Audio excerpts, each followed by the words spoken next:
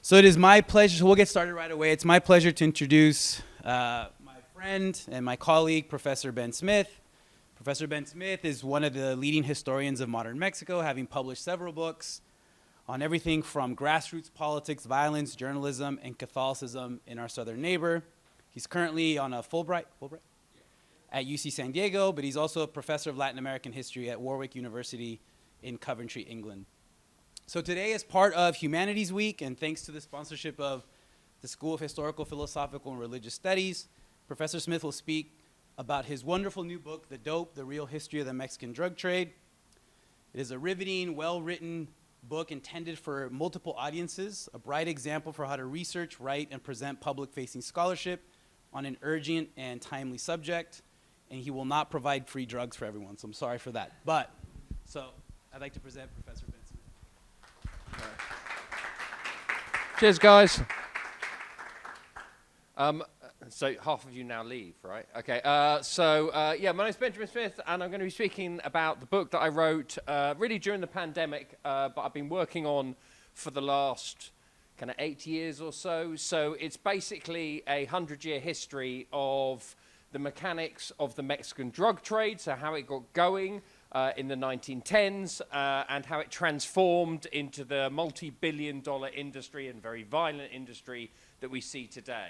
I'm going to start off quite lightly with a kind of introduction for those of you, and I suspect that living in Arizona, the vast majority of you know, sadly, quite a lot about what's going on in our southern neighbor, before going a bit into why I personally wrote this book, and then a little more into how I wrote this book, because writing on the illegal drug trade, as you can imagine, is not a very easy thing. And then finally, I want to end with some of my findings, and hopefully we can have a discussion. You'll be glad to know I won't be going over about kind of 40 minutes or so. Alex, if you could like hold your hand up or, you know, yeah, do something like that at about 40 minutes, that would be fantastic. Okay, so I should say in advance, there are some images that I'm going to show that are not very pleasant, nothing terribly graphic, but if you are triggered by things that are quite violent, then be warned. Okay, so first of all, I wanted to kind of give a bit of a background on why I wrote this book. So I arrived in Mexico in 2000. Now, we look on 2000, we see many of the roots of what happened and what's happened over the last 20 years in Mexico today. However, arriving as a journalist, which I initially did in Mexico in 2000, it was, in some ways, a period of extraordinary hope. Mexico had become democratic for the first time in 71 years. It had got rid of a authoritarian or semi-authoritarian party that had run Mexico for 71 years. It had ushered in this, what we thought at the time was a relatively amusing cowboy that turned into basically a buffoon, Vicente Fox. But at the same time, as well as having this period of democratization, it had these extraordinary, vibrant social movements that were mixing old school kind of left-wing guerrilla ideology with identity politics. So the Zapatistas were perhaps the most famous of these. It also had an incredibly vibrant cultural scene, which is normally attractive to many foreigners who arrived there. So the great directors like Alfonso Cuarón and Idanito and Guillermo del Toro that have now become famed in Hollywood, they were just starting their business in the early 2000s. So as I say, 2000 when I arrived there as a journalist, and then I started a PhD at Cambridge in the next year, and fell in love with the country. However, over the next 10 years, the country changed radically. And over those 10 years, various things happened. Most importantly, violence came to the country. Up to 2000, Mexico had a murder rate somewhat similar to that of the United States. It was not a dangerous country in any way, shape, or form. And it was relatively easy to travel around both rural and urban areas with very little threat. So I would kind of walk the hilltops of my wife's kind of home state of Oaxaca with absolutely no hassle.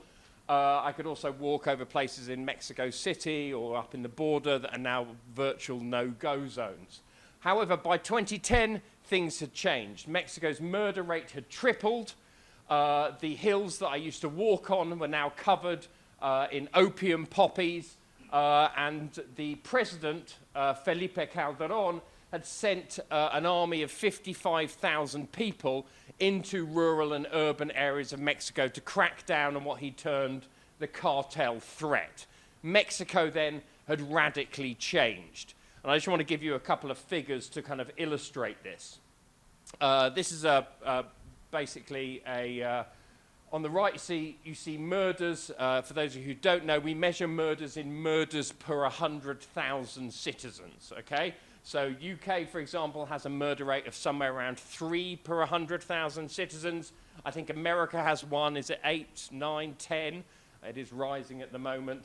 Mexico, as you can see, in 2000 had one of below 10 per 100,000.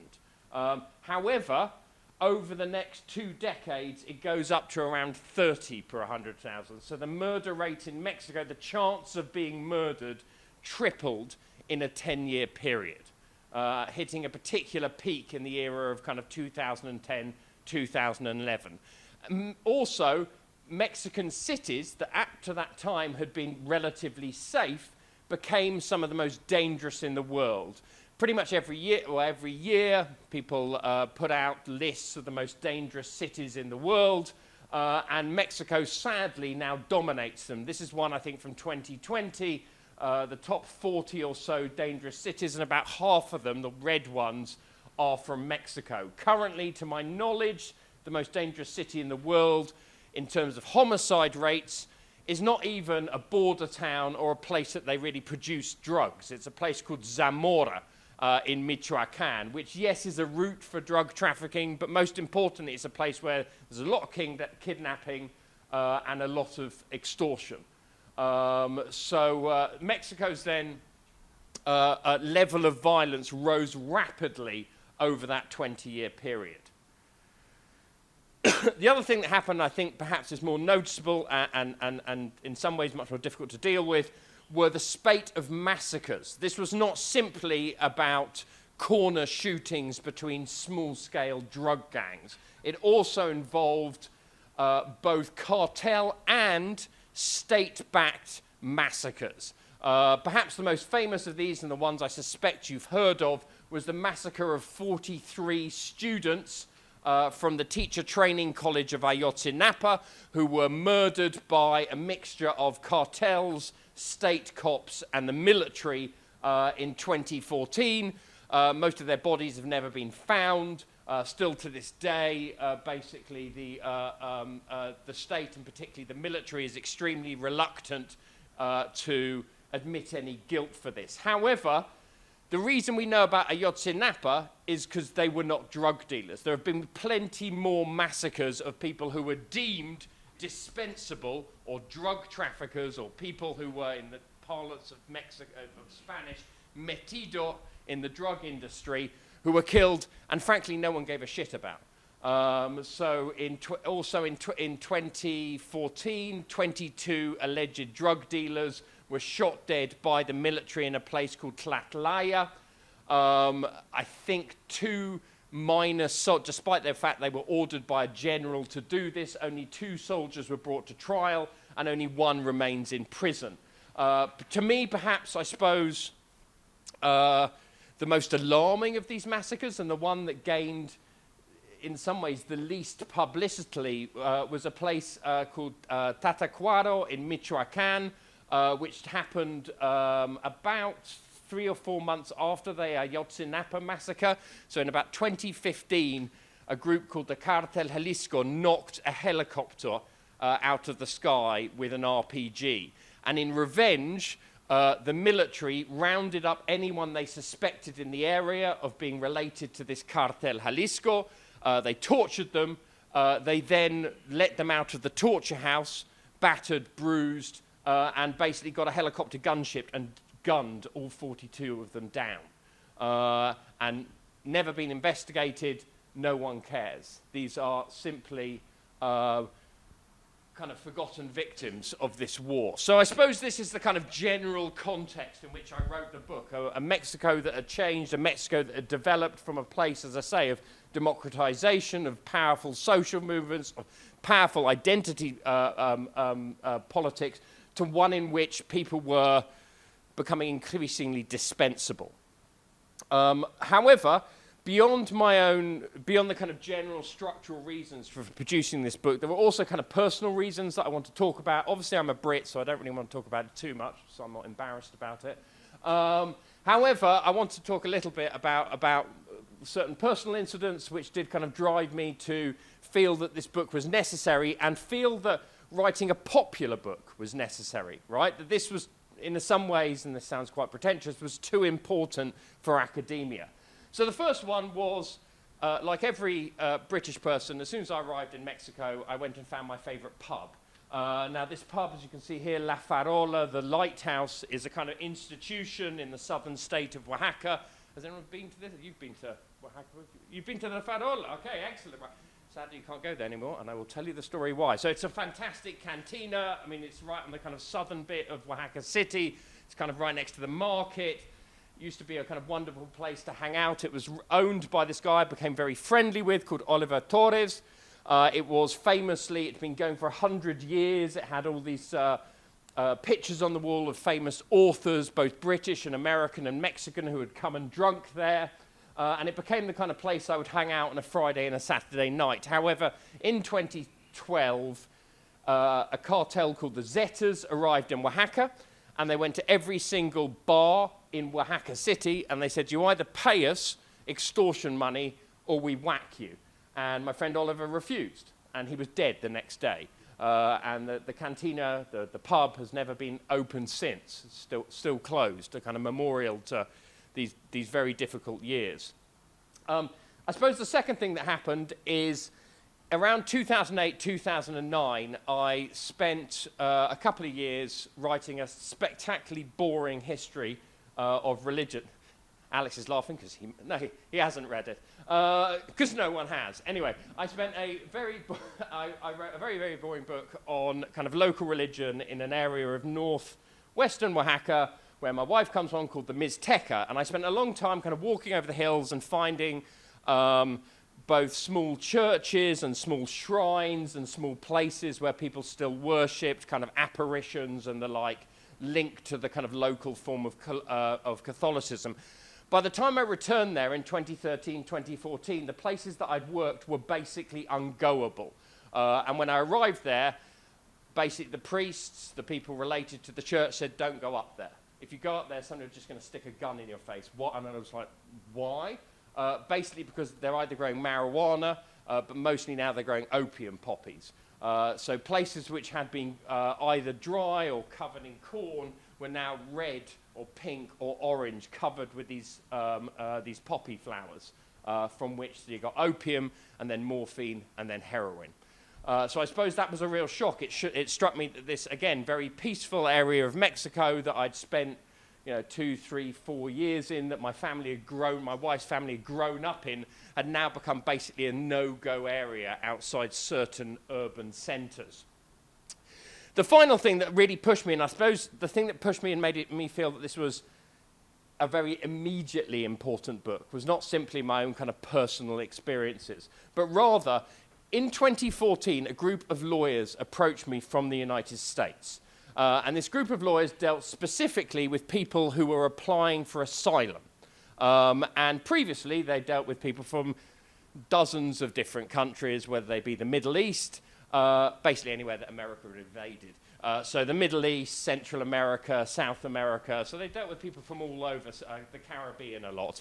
But they also had started to find literally thousands of Mexicans who were applying for asylum in the United States. And they were fleeing, they were not economic migrants, they were fleeing violence in their communities. Now, some of these, undeniably, were in some way connected very, very loosely to the drug trade, but the vast majority owned taco stands or owned avocado farms or owned small businesses in small communities in southern Mexico, and they were being forced out of these places by a mixture of um, armed cartels, and also often in league with state police.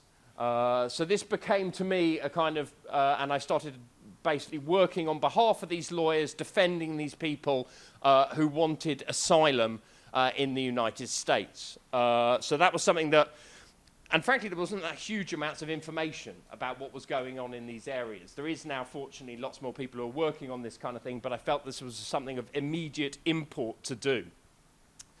Okay, so next question. If I decided as a historian to write a history of what was going on in Mexico, the roots of the drug industry, the roots of this violence, how did I do it? Now, as you can imagine, studying the drug trade, studying these very closed drug trafficking networks is quite a difficult job.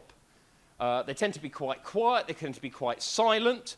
At the same time, a lot of what's written about them is written about them quite deliberately to demonize them. So the stuff that you read in DEA documents or in the newspapers makes them out to be irredeemable psychopaths from birth, right? So trying to parse both the public record of the drug trade and trying to get at what was actually going on is a pretty tough job. So trying to mix basically the study of crime with orthodox historical methods was tough, right? It was made tougher by the fact that the major US organization that should have kept records on drug trafficking is the DEA. And the DEA, as I found out during my research, had pretty much lost its entire archive. Up to 1989, the DEA, I don't know if anyone knows this, was based above a strip joint in Washington, D.C., and in 1989, they decided to spruce it up and send it to the Pentagon, and at that point lost its entire archive. So there's nothing there, right? So this was kind of fairly problematic. However, there were ways out of it, okay? And there were ways to kind of study this phenomenon. So first off, pre-DEA, there were other organizations that dealt with drug crime. There were predecessors to the DEA. So I relied quite heavily, unsurprisingly, on something called the Records of the Federal Bureau of Narcotics, which was basically a pre-DEA run by a guy called Harry Anslinger, who's like a doppelganger of Hoover and just as creepy. So I used that a lot. I also, which I got in the US archives, in the National Archives and Records Administration, the NARA, I also found something very useful, was that policing organizations throughout Mexico and the United States loathed one another and kept tax on one another. So, for example, the Mexican drug police was something called the PJF, the Federal Judicial Police. They were absolutely despised by and were rivals of the Mexican spy agency. Now, Mexican spy agency has a vast archive in Mexico City, in its general archive. And this spy agency spent a lot of its time not simply tracking down and murdering leftists, which, well, both Alex and Shane have written about, but also keeping tabs on its own police forces. So there you could find tales of corruption, tales of drug trafficking, tales of arms for drugs, kind of pipelines.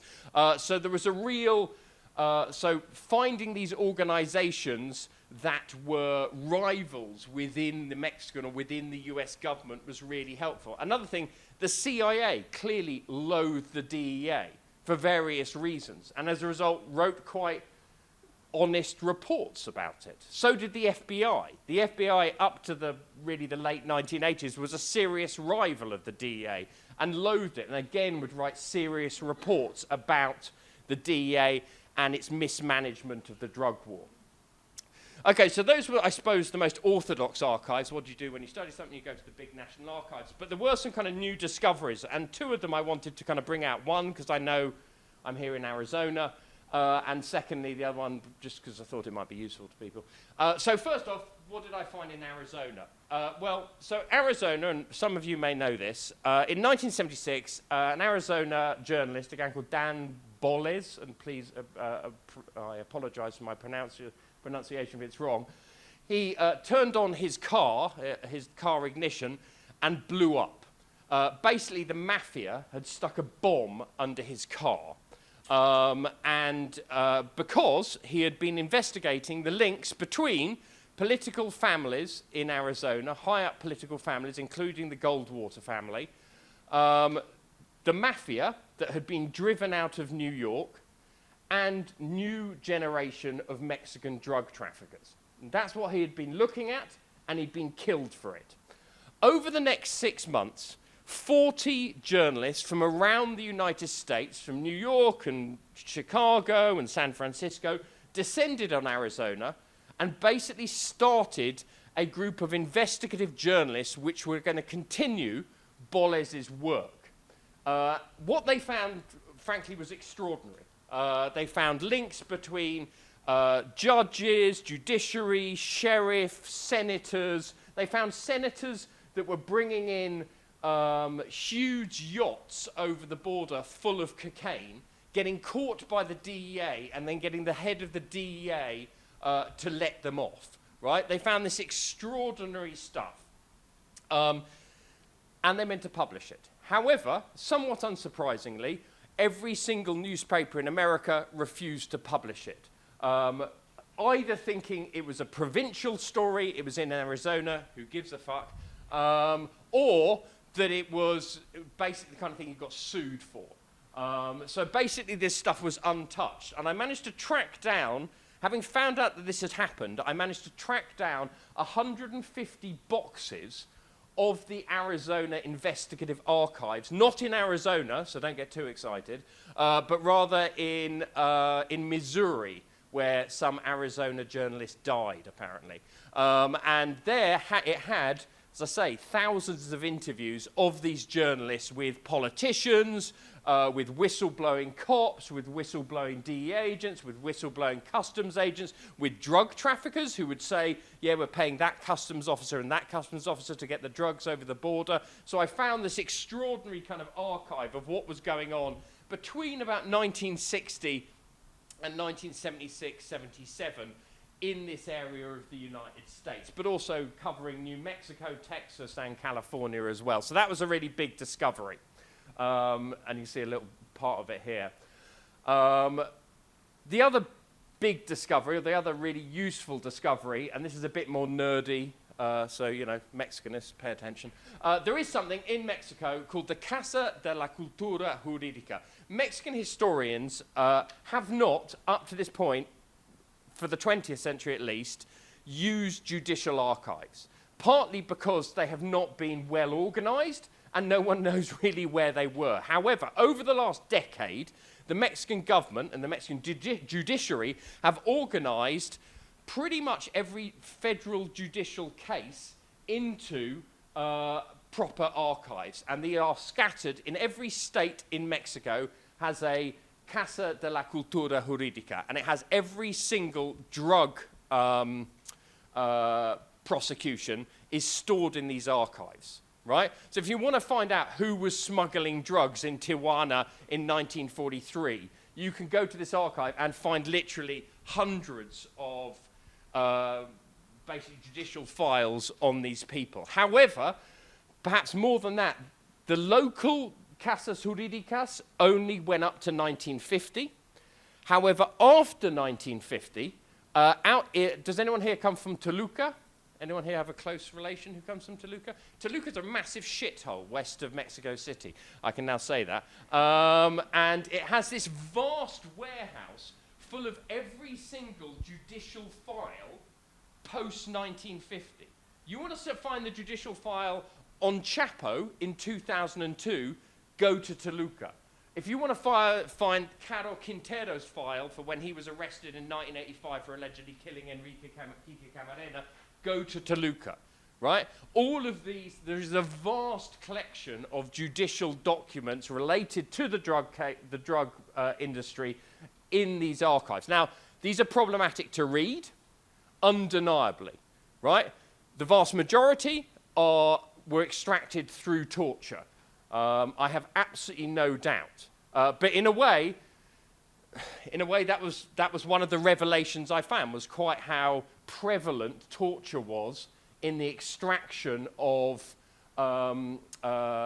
things related to drug crime from the late 1960s onwards. I'd assumed, I think, naively perhaps, that torture was used, yes, against leftists, yes, against communists, yes, against radical students. What I didn't know, that I think it was much more prevalent even, used against drug suspects. And it was absolutely endemic to the drug war in Mexico, really from about 1970 onwards.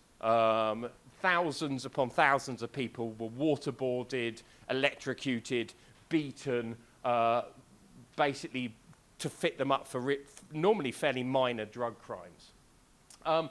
Okay, I realise I'm kind of going on here, so I won't deal with all these. I found newspapers were really important, which might sound incredibly boring, which it kind of is. However, there's one thing, again, Mexico has a huge advantage, I felt. American newspapers, as I think the Arizona thing illustrated, are much less open about talking about corruption. They would talk about one bad apple or two bad apples or this particular customs officer that might have been on the take. In some ways, Mexican newspapers, particularly local newspapers, were way more open about institutionalized corruption from the top down, partly because laws about telling the truth in newspapers were much less enforced in Mexico than they were. You're much less likely to be sued in Mexico for saying things in newspapers. You have been increasingly more likely to be killed for the things you say in newspapers, but less likely to be sued. So newspapers were a really amazing font. I did also try to use Freedom of Information Acts. Again, this kind of showed me something about the difference between researching in the US and researching in America. If you ask for a Freedom of Information Act in Mexico, you get it in about 6 months. And you get an email, and it can be PDF'd and sent to you. You ask something in the United States, it takes about 8 years. It takes 8 years to get anything out of the DEA. Last month, I got something in the DEA I'd asked for in 2014, right? It's incredibly slow, it's incredibly bureaucratic, and compared again to the Mexican system and the Mexican kind of openness in a way, it was quite surprising. Finally, I suppose the last thing that I found quite useful, that again I had not expected to do, were interviews. Now, obviously interviewing people who are right at the top of the drug trade is a fairly tough job. I did, however, have access to people kind of mid to low level drug traffickers, both through my work dealing with people asking for asylum, some of whom were involved in the drug industry, but also through fortuitously journalistic and kind of academic friends who had kind of family members or friends or people they had grown up with who were involved in the drug industry. So I was able to kind of catch some interviews with people who were involved, again, never really much higher than hitmen or low-level traffickers. I never got to meet large wholesalers or people dealing with the kind of right at the highest level. However, I did get some kind of strangely big finds. Like, for example, I found the family history of a guy called Lalo Fernandez, who was pretty much the guy who invented black tar heroin during the 1940s, and I managed to get his family photo album that they donated to me. So I have pictures of him getting married and going on holiday in Mexico City that dot my book. The interviews, however, that I found most useful, in actual fact, were with former DEA agents. So although the DEA was an incredibly closed organization in terms of its archives, it was actually strangely open in terms of its mostly alcoholic former agents. So I basically did a couple of kind of tours around the Southwest, the kind of Sun Belt where the vast majority had retired. There is a old boys network that I found the email to, and I said, does anyone want to talk about your time in Mexico? And the vast majority of them were pretty open, in actual fact. Most of them were of Hispanic descent, And most of them felt that they had been involved in a war where they basically just put away black and brown people and had done nothing to the drug industry. Most of them had felt they were involved in a war that was completely hopeless. And these people were, as I say, very open about their own involvement in torture, their own involvement in human rights infringements in Mexico, their own connections to the Mexican police that were worse or behaved worse than them. But they also gave me quite a lot of kind of archival material. This often took quite extensive drinking periods. But normally at the end of that, they would then go to the shed. It's got some boxes, and there you could sometimes find some quite amazing finds. So the picture I have here, this is the only picture we have of a guy called Pedro Aviles Perez. You can look him up online. There's a picture of him. It's not him.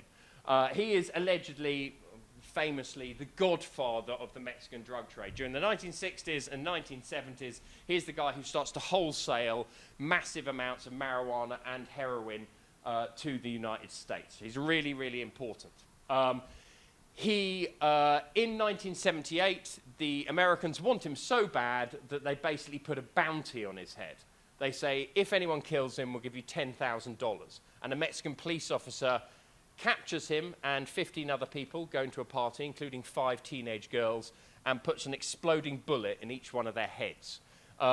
This is what the DEA agent told me. I was like, is that true? I'm not sure if that's true. And he goes, I'll show you. It's true. And he fishes out this photo, that photo there. And he goes, do you know why we have this photo? Because we didn't believe the cop. But in actual fact, the way we found out that he was dead, we thought he might not be dead, you know, what proof does this guy have? We paid off somebody who worked in the mortuary in Culiacan and got him to take that picture. So that picture is a picture of Pedro Aviles, the only picture we have on a mortuary slab in Culiacan mortuary. So there were some kind of pretty extraordinary finds that I managed to get there. Okay, so how far are we? About half an hour in? Okay, that's great, because I really didn't find much after all this kind of stuff, so that's good. There's 10 minutes of findings, it's really easy. Okay, first of all, I'm going to go quite quickly through these. You've got about 2 minutes each on my very limited finds. It's 400 pages, though, so you can buy the book. Okay, so the first thing is I found out there was throughout my study, throughout the last 100 years, and again, some of these things are quite obvious, some of them less obvious. Over the last 100 years, there has been a sustained mythology surrounding the drug trade. Now, in America, this has often been racialized, i.e. it is African Americans who have a particular proclivity towards taking cocaine, it is Mexicans who have a proclivity towards acting violently when they smoke marijuana, right? However, in Mexico and in America, this can be reduced to quite a simple mythology. And that mythology is that drug cops do good and drug traffickers do bad. It's a very simple moral binary. So once I kind of discovered this, I had to reassess the way I was reading a lot of these documents. Because a lot of these documents were saying, oh, you know, we were drug cops, we went in, this guy fired at us first, he's a psychopath, he's poisoning in our children, so we shot him.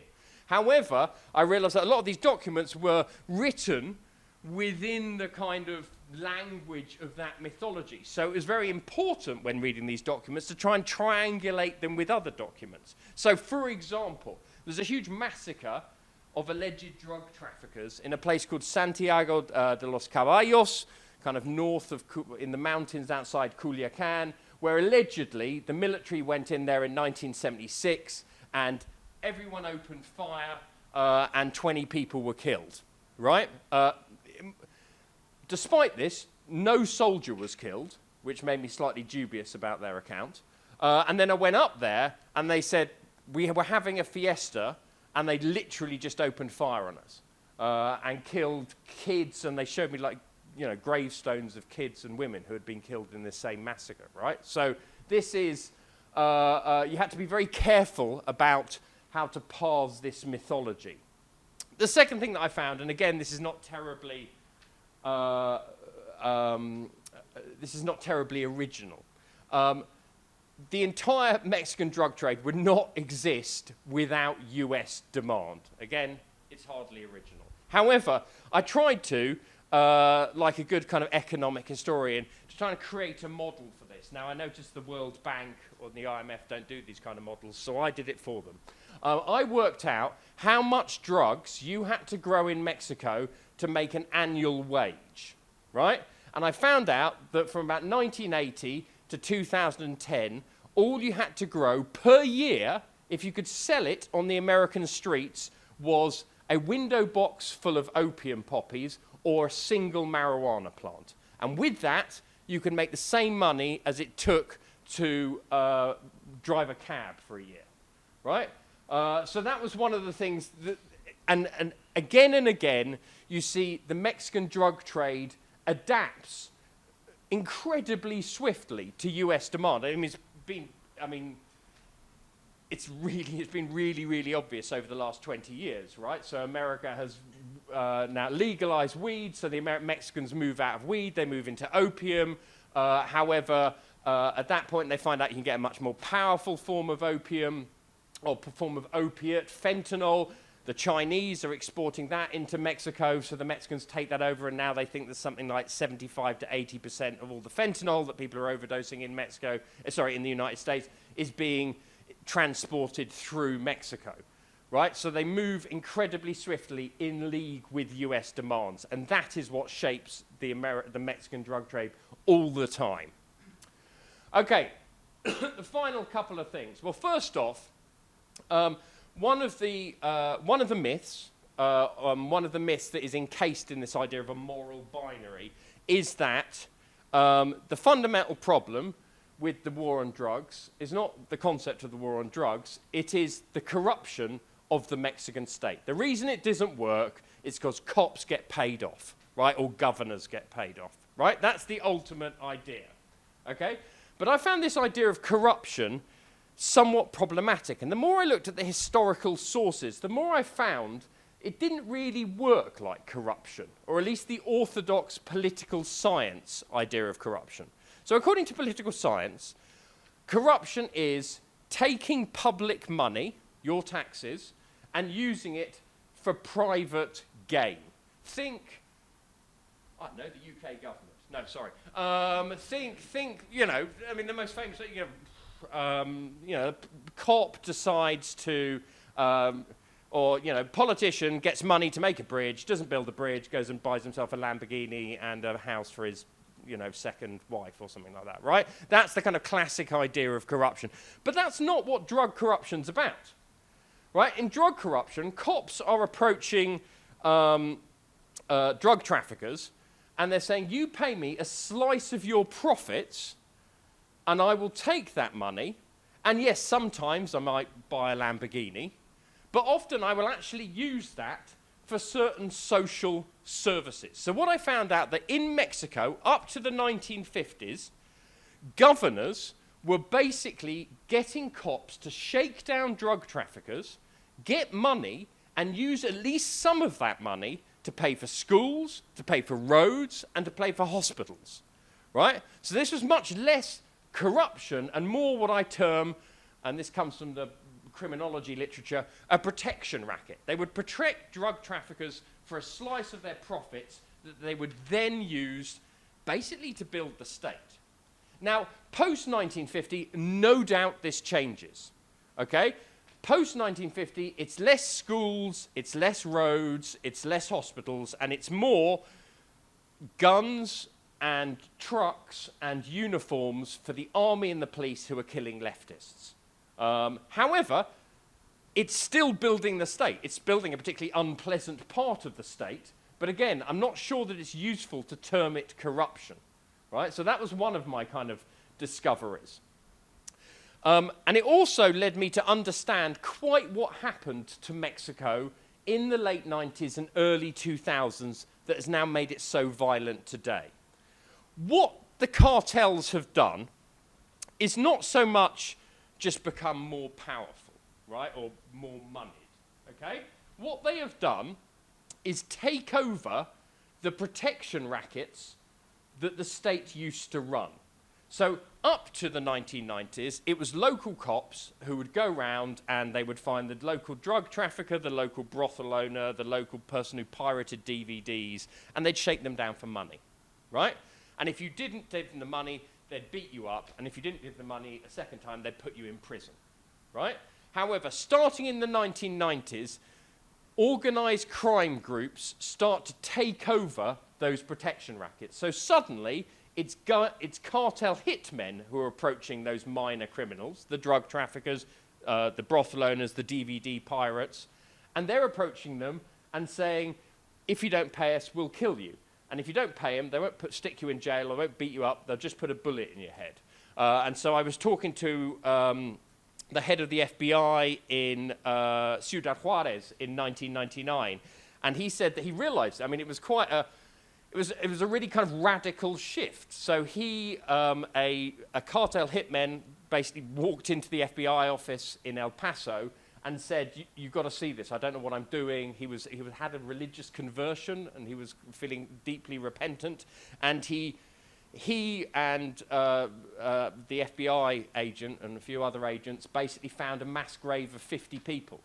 Most of them were car robbers and very minor drug traffickers from the southern states. And they'd all been killed by the cartel for basically not paying the protection racket.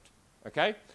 So that's what I kind of found about this kind of cartel takeover that happens in the 90s and 2000s. Now, that cartel takeover has accelerated in recent years, no doubt. So cartels have gone from shaking down the minor car thieves and the minor drug traffickers to shaking down not only illicit industries, but licit industries. So you go down to southern Mexico and you run a fairly high-value avocado farm, you're going to be paying 20 to 30% of your profits to the cartel as well. But it's got worse than that. I was talking to a guy who's working down in Tijuana. You own a taco stand in Tijuana, and you're paying 10, 20% of your profits to the cartel now. Okay. The final thing I wanted to kind of end on then is, so that's undeniably a cause of a lot of the violence over the last 20 years or so. But the other cause of the violence, and one I want to kind of bring out at the end, was perhaps the most surprising to me.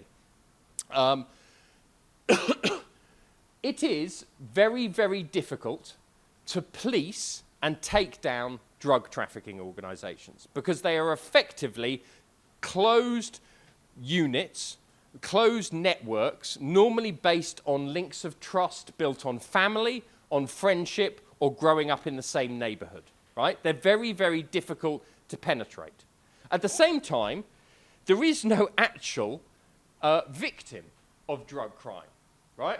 There's no victim that comes to the police, right? It's not like GBH, it's not like beating someone up or stealing something or even, or murder or rape. There is no automatic victim, right?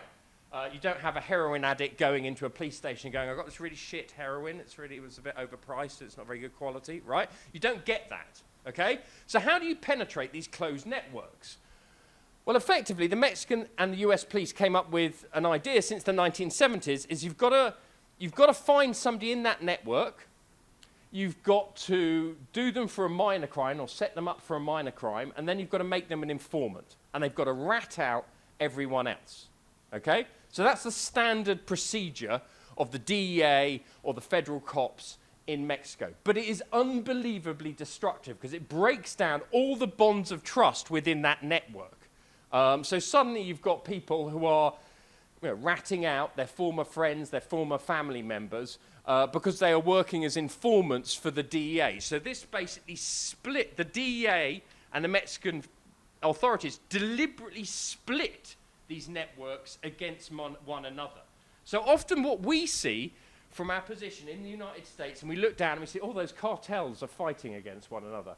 Oh, aren't they violent? They're kind of savages fighting against one another, but they've been deliberately set against one another by the cops, who are using one group of cartels to take down another group. Now, the easiest example of this is Chapo Guzman. Now, Chapo Guzman, you've all heard of Chapo, right? He was on the most wanted list since 2002, so he's been on the most wanted list from 2002 to 2016. 14 years as America's most wanted drug criminal.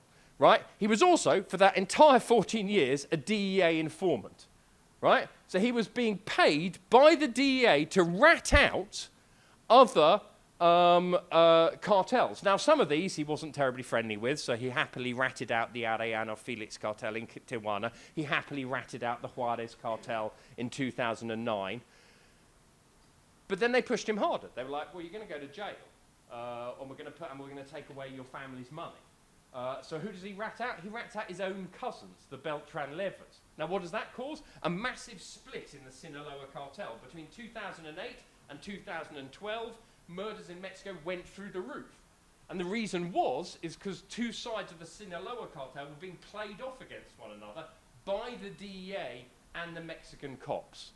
So I wanted to kind of end with that idea that the war on drugs itself is not only, and I think this is fairly obvious, doesn't work in terms of bringing down overdoses or bringing down or increasing the price of drugs, but it is also enormously counterproductive and creates a lot of the violence that I saw over the last 20 years and that we've all seen over the last 20 years.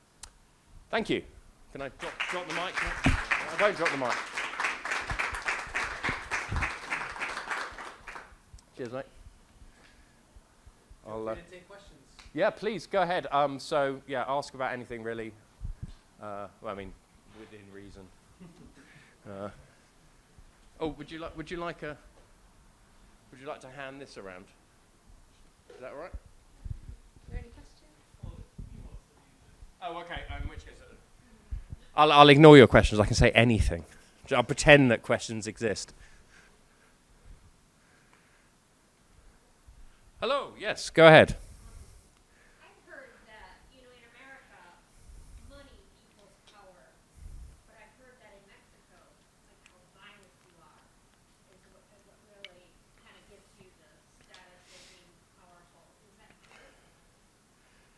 I mean, so the division that I make, and it's been kind of developed by this anthropologist called Philippe Bourgeois, the hilariously named Philippe Bourgeois. So he argues that street drug selling does involve being violent, right? Because there is a very limited market. So you've got to so let's say you run a street in, I don't know, in here in Phoenix. There is only about 10 addicts, 20 addicts, right, that you are selling to. So if anyone comes along and says, I'm going to take a bit of your market, you've got to be pretty violent. You've got to basically defend your market with guns, okay? In Mexico, it's actually kind of different, because in Mexico, drug trafficking, there is now much more drug selling, which is partly why the murder rate has gone up, right? So there is no doubt what you have here in the US with people fighting over corners is happening exactly the same in many areas of Mexico, no doubt. But drug trafficking doesn't actually need violence, right? You don't have to be super violent to be involved in drug trafficking. In actual fact, it helps not to be violent, because what you need is you need to build up networks of trust. So it helps not to be an absolute psychopath, right? So who are the drug dealers in Mexico who've continued for the last, 50 years? The Sinaloa cartel, famous for, frankly, not using vast quantities of violence, whereas the Zetas, who were much more violent, were hopeless at drug trafficking, because everyone was absolutely terrified. You didn't want to work for the Zetas, because if you lost the product, you're dead, right? So I think there is this distinction that again, is lost in the popular representation, the mythology, that drug traffickers are somehow kind of much more violent, but by necessity, they really shouldn't be very violent. And the good ones aren't, right? I mean, there's a very good biography, hopefully will be translated, of a guy called El Mayo, who is the kind of successor to El Chapo. And although it's written by somebody who clearly, by a very good journalist called Anabel Hernandez, who clearly is probably is very, very anti the cartels and is not sympathetic at all towards the cartels. She has to admit in that book, he spends quite a lot of his time letting people off, right? But because he knows if you start killing them all, who's going to, drive the trucks up to Tijuana, right? So no one's going to trust you. So I think, again, that's a bit of a myth, if that's clear. So, yeah. Go on. What are your thoughts on the current Morena government in Mexico and how they're handling things? You've got to go and read Alex's recent shit stirring article in the Siglo de Torreon. So, Morena, I think, came to power in 2018. AMLO came to power with some very interesting ideas, right? Really three key ideas. One, we're not going to take out kingpins anymore. So we're not going to do this.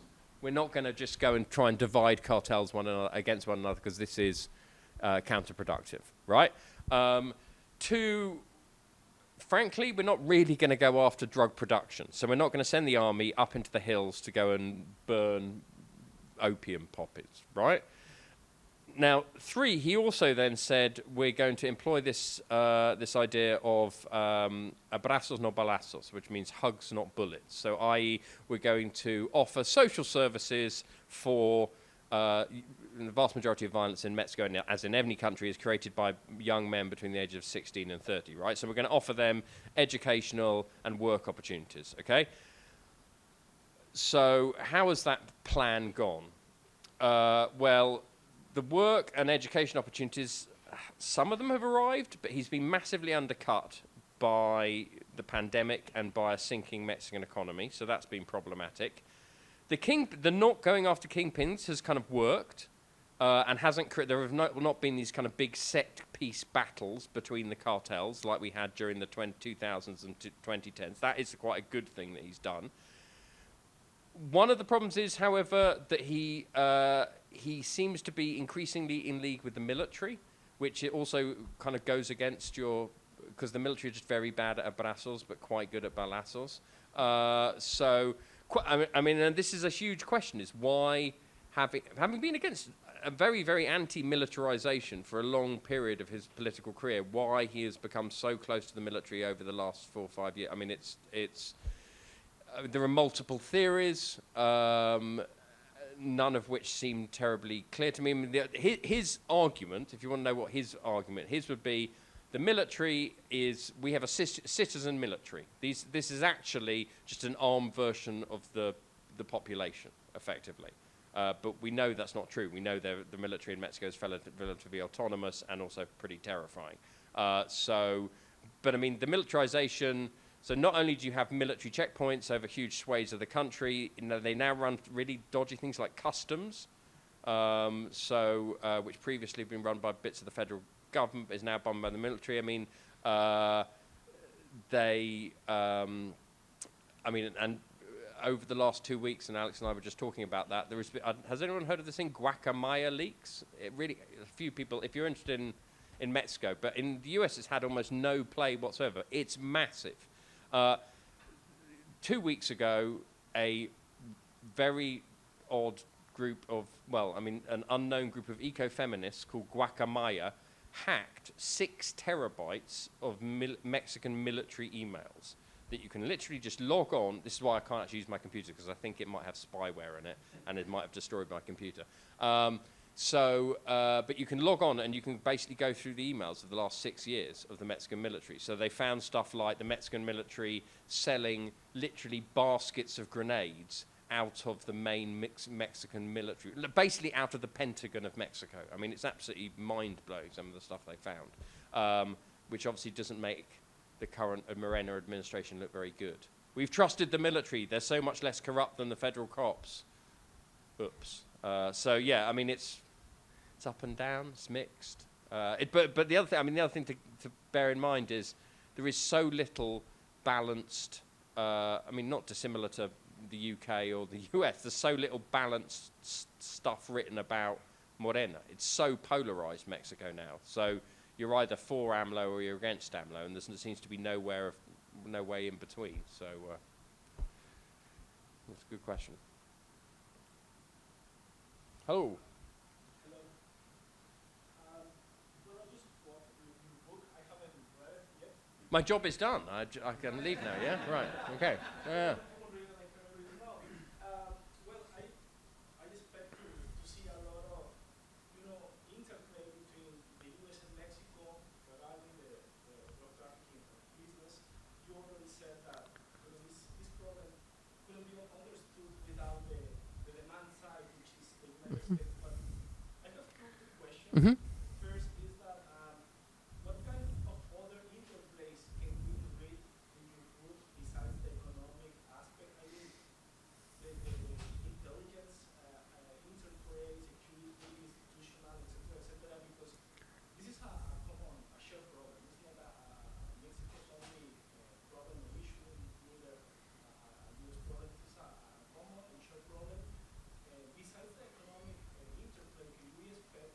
other kind of, you know, for instance, I don't understand.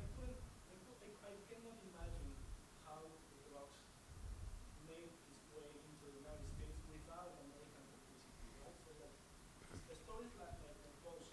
And my other question is, in what sense your book is different to other books about history of drug trade in Mexico, like Cesar Valdez, Guillermo Valdez, sorry, book about the history of drugs in Mexico, or Froilán sort of books? I don't work for the Mexican government, would be my answer to those two. Anyway, sorry, go on. Yeah. Guillermo, yeah, that's the, Well, and also Froilán. yeah. And one other thing, some of my colleagues in Guadalajara, I am from Guadalajara, they want you to present the book in Guadalajara, so maybe we can do the Excellent. I'm not going to be rude about either of those two authors now. Okay, so thank you for those two questions. So in terms of kind of intelligence and in terms of American complicity, there is a long history, and I think anyone who studied the drug trade knows that no doubt US intelligence agencies have given the green light to people that they favor to take drugs into the United States. Now, I think I probably stand somewhere in the middle on this, in that I acknowledge that it happens. Do I think, for example, that it was CIA complicity that created the crack epidemic? No. I think it's probably deindustrialization combined with lack of health care that created the crack epidemic. But there is no doubt in my mind that the CIA, and I looked over about 2,000, there was extraordinary, and if anyone's interested in this, I'm happy to hand it to them, because this guy who was put in prison in connection with the Kiki Camarena killing, he put every single DEA document that they put him in prison with online.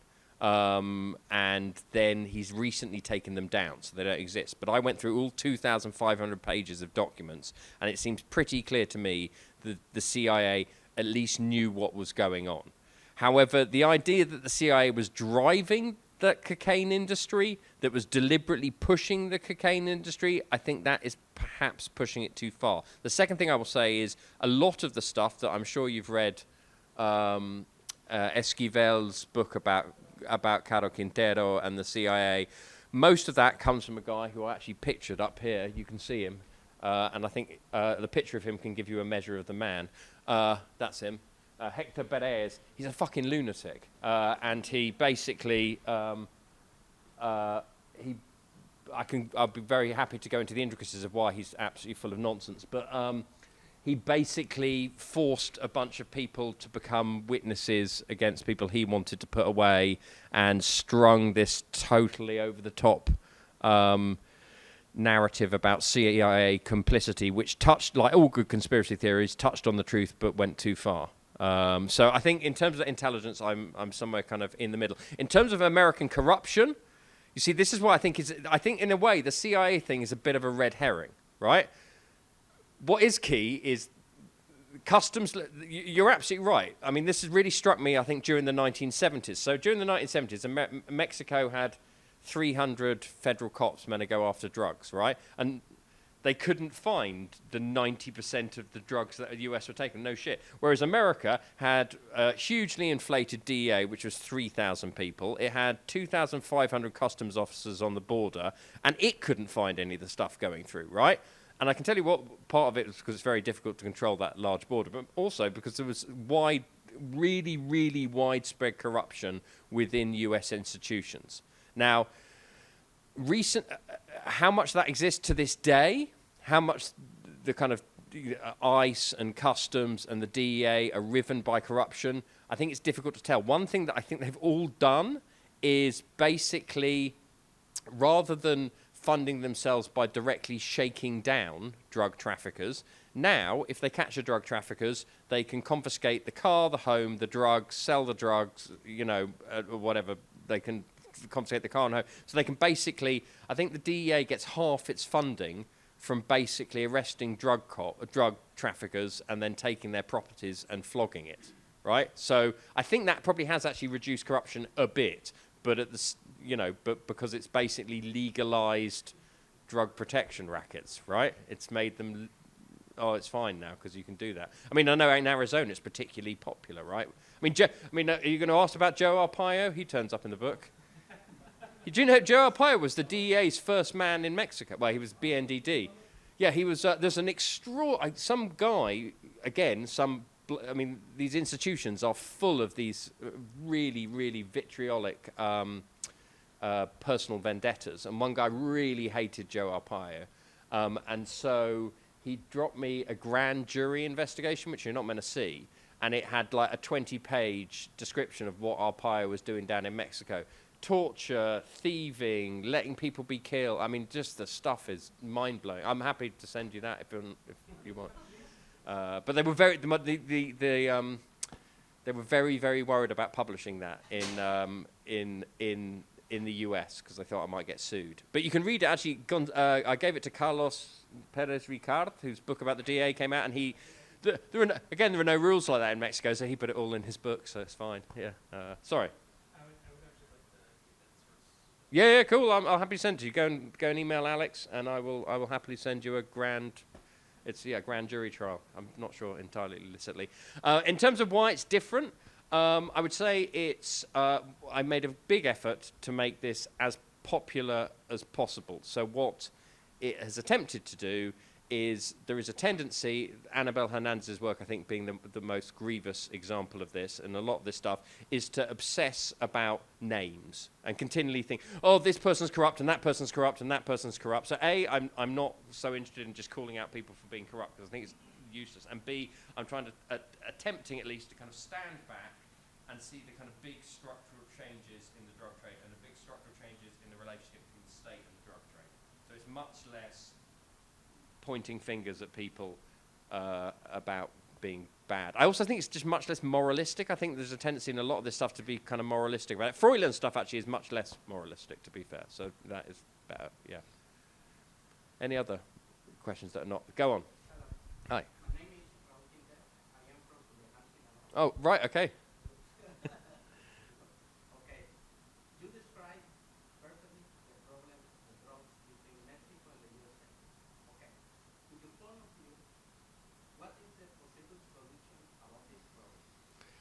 It's rare that a Mexican asks me this question. It's normally Americans with their hope for the future. They're great, we can all get out of this. I mean, I think fairly obviously we have to go through some kind of incredibly difficult process of decriminalisation like they've done in Portugal. I think that's a bit of a no-brainer, but I also think that's just part of the answer, and I just looked on this up on my phone, but 43%, I mean, people take drugs here, not because they're awful people, but because they are undergoing psychological and physical pain. You've got 43% of people, and Americans who don't have proper health care, right? So that's why, if you get from the train station in LA, there are loads of people who are quite high, either on meth or on fentanyl, right? So there's always going to be, even if you decriminalize it, even if you legalize it and make it through the healthcare system, only 57%, only middle-class people are going to be able to get their controlled drugs, right? So you've got to completely overhaul that system.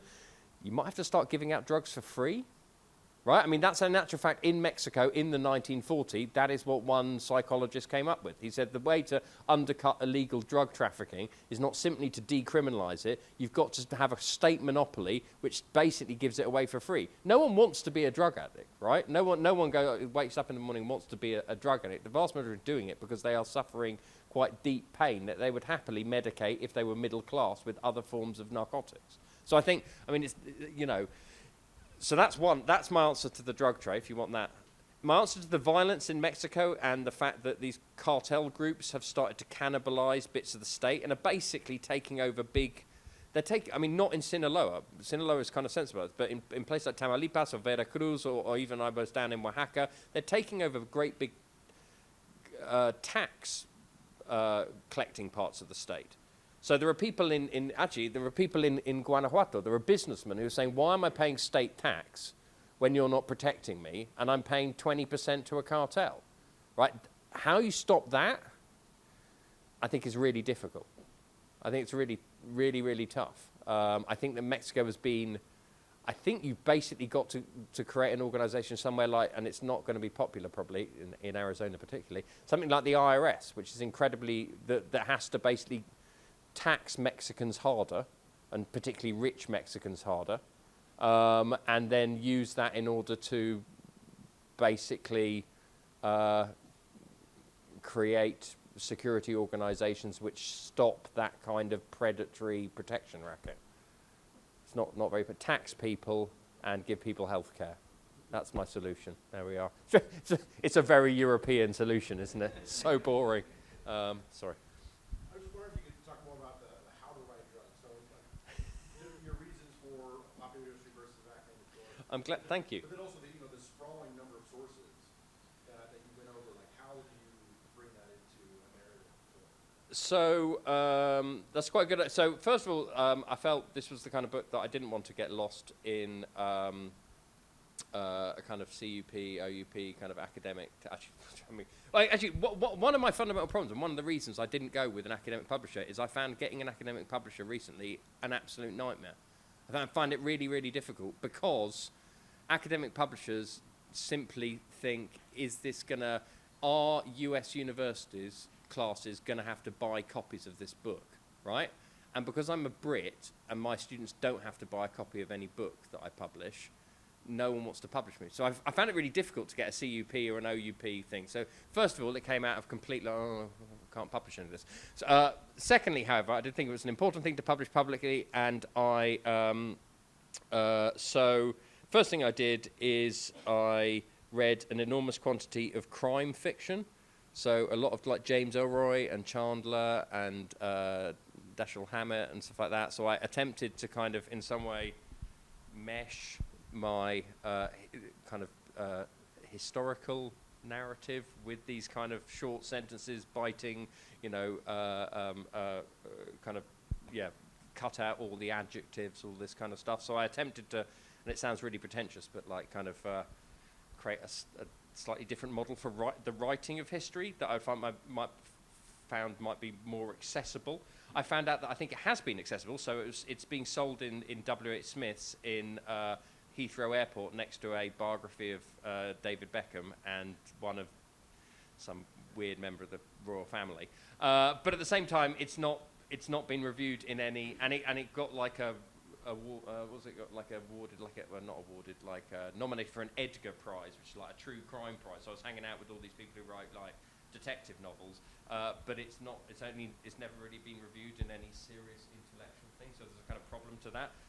In terms of how you deal with just vast amounts of sources, my experience is, so I think a friend of mine said that the first book, the book based on your PhD, you use about 70% of everything you ever found. The next book you use about 50. The next book you use about 20, and I think I got down to about 2% of everything I found I used for that book. So you basically, you don't try and show everyone everything, because frankly no one gives a shit, right? And if they want to, you can go, nowadays you can put it online, or you can just kind of I've got a blog, and I put a lot of my documents online if people want to look at them, and on a website called thedope.co.uk. It's all right, you can take it down. Yeah, all right, I'll give you time to do that.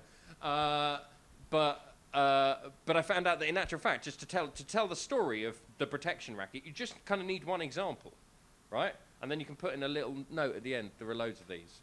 Go and have a look on my website or something. So I think, trying to cut down the numbers of examples. Are you a historian by trade? Right, so you have that instinct, I've got to put that thing, that's such a great example. And you just have to kind of steel yourself to going, no one cares. I think it was quite useful in the pandemic that no one did care, that I couldn't talk to anyone, so that voice kind of amplified at the back of my head, going, no one minds if you don't put this in. So that was very useful, yeah. Thank you. Two quick things. First, are you afraid for your own safety? Two things to bring up. One, a lot of people have died investigating this kind of stuff. They've all been Mexican, right? 150 journalists have died. Having said all that, there have been some very good English language journalism. In actual fact, the person who won the Maria Cabot Prize is Johan Grillo, who's another Brit who writes on this kind of stuff. So I think, in all honesty, Mexican cartels would be absolutely insane to kill a foreign journalist working on this, because they'd get caught, right? The thing about killing Mexican journalists is you don't get fucking caught because no one cares, basically. So I think that's one point to make. Having said all that, it does make you kind of paranoid. So there was one time that I did have to, I think they suspected we might have been DEA because I was, I don't think I'm particularly DEA, but I was working with a friend who was very tall and kind of quite big and Dutch, so like looked kind of serious. So I just think they assumed he was DEA.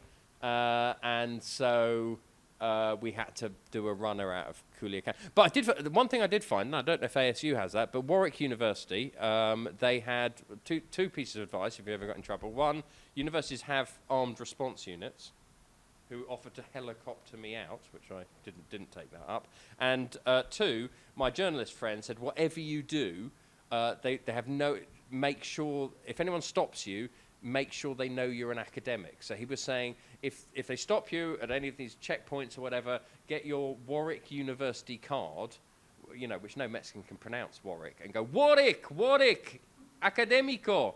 Unfortunately, I never had to do that, but those are the two tips that, but in all honesty, no, I also, for the last 20 years stuff, I really didn't mess. I mean, they don't really care about, I think in actual fact, people who are involved in the drugs are quite interested in the stuff going back into the 60s, 70s, 80s, because it's often their grandparents, and often these people have been demonized and their history is lost, right? And there's nothing I wrote over the last 20 years that's terribly outrageous. I mean, even the stuff about Chapo being a snitch. I mean, that came out during his trial, and it was covered a lot, right? So there's nothing there that's terribly, I think, controversial, really. Two other quick questions. First is, did any of the DE agents that you interviewed give ideas on how that agency could be improved? And the second question, Get rid of it, but then it would get rid of their pensions. I mean, genuinely, that's what they're really worried about. But they get enormous I mean, that's another way to stop corruption, right? Is give these people absolutely vast pensions. I was really weirded out by going to DEA agent's house, and I've been to I have like cops in my family, and they do not live terribly well in the UK, right? But these were gargantuan places, admittedly in kind of mid-level Sunbelt places, like the place probably some out near where your kid plays football, right? With big. Oh right, okay, yeah. Yeah, so with big swimming pools, and I was really amazed. But so a lot of them, I think the DEA is dead. I think if you come back in 5 years' time, I don't think the DEA can exist as it does now. It's been kicked out of pretty much Mexico, Bolivia it's been kicked out of, and it has been for quite some years. Mexico it's in the business of being kicked out of at the moment.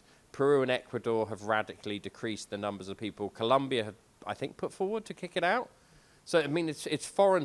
Afghanistan have definitely kicked it out, or if they're there, they're doing some really dangerous shit. So, I mean, I can't see what its foreign policy objectives are now. It doesn't. Where's it going to operate? It keeps kind of doing. I mean, once you get used to reading the DEA, you can see so much of the stuff that is produced in our newspapers comes off DEA press releases. So the recent thing was, what was it? Are you all terrified that your kids are going to go round and eat Halloween fentanyl? Did you see that? I mean, that was. I mean, my kids have been taught this in their primary school in San Diego. I'm like, this is So one of them came back absolutely terrified. I was like, this is nonsense made up by. Who the hell wants to? If you poison a kid, you're going to jail for life, and then. Why would you give away free drugs when you've got fentanyl's about the most addictive thing on earth? I mean, it's just mad. So no, I mean, so you realise that they're desperate, and they're kind of like a moral panic machine. They just create these kind of moral panics to try and get more to keep their funding. But I think they might be pretty much on their way out. the last question I have is, in your research, did you find out that most of the illicit drugs are coming through, illegal border crossings, or through legal border crossings and or the mail? Since 1994, legal. So there are, and I think I have it in the book. There are, I think it was, it takes 13 trucks to when America really liked cocaine in the late 1990s, it took 70% of the world's cocaine was taken in the US, and that could be fitted into 13 trucks, right? After NAFTA, somewhere around 14 million vehicles passed over the border per year, so it wasn't very difficult. Yeah, I mean everyone thinks it's tunnels and sophisticated and drones and catapults, but you just need a truck, really. It's pretty easy. I mean, now fentanyl, there's a huge mythology around it. I'm happy to talk about that at a later date. But basically, according to the DEA, it's so poisonous that you could fit everything to kill all of the US in a soda can. I mean, if it's totally pure. I mean, obviously it's not, and obviously that's an over-exaggeration, but it's a DEA over-exaggeration. So it's impossible to stop. And most of it comes through legal avenues, yeah. Right. Well, I mean, but it's also helps a lot of cancer patients not suffer. You touched briefly on thinking about how to write this history. So what have you seen and how the history has been written before, and what you wanted to do to change that? So one thing, I think a lot of it, particularly the journalism, because the journalists who have done this are much braver than mine. They have often seen extreme levels of violence. Somebody like Annabel Hernandez, probably the greatest journalist writing on the drug war today. I think her own father was kidnapped and murdered. So they come from a position and a subjectivity that is extremely affected by this, which means a lot of their writing is highly moralistic, right? And I think there is a value to this, but I tried to kind of get away from that and tried to get away from the idea that drug traffickers are automatically kind of evil, terrible people. No doubt a lot of them are, right? But to see them automatically as that, I think was counterproductive to the way that you kind of read the documents and understand what was going on, basically. And also, you also automatically think the people going after them are good people, right? So that was one way I think I wanted to get away from it. The other thing I want to get away with, I mentioned it before, is basically this obsession by corruption, pointing out corruption, seeing corruption as being this kind of, something that is fundamentally problematic to Mexico and Latin America, and B, something that only starts south of the Rio Grande, right? So I wanted to get away from that idea of kind of obsessing over corruption. And I think the third thing I wanted to do was to attempt to most of the to my knowledge, none of the works, I suppose maybe Luis Astorga's Siglo de Drogas has attempted to kind of link up the distant past with the present day of kind of Mexican drug trafficking, but I don't think anyone really has attempted to kind of work out how we went from a few packets of opium through the mail in 1914 as soon as the Harrison Act came in to people hanging from bridges in Oaxaca in 2020. So I wanted to kind of see the development over the kind of median durée, to be a pretentious historian about it. So I suppose that's why you should buy the book. It's also mesmerizing, according to somebody that I don't know. Well, I paid, obviously. No, I didn't. It's not corruption. Right, any other questions?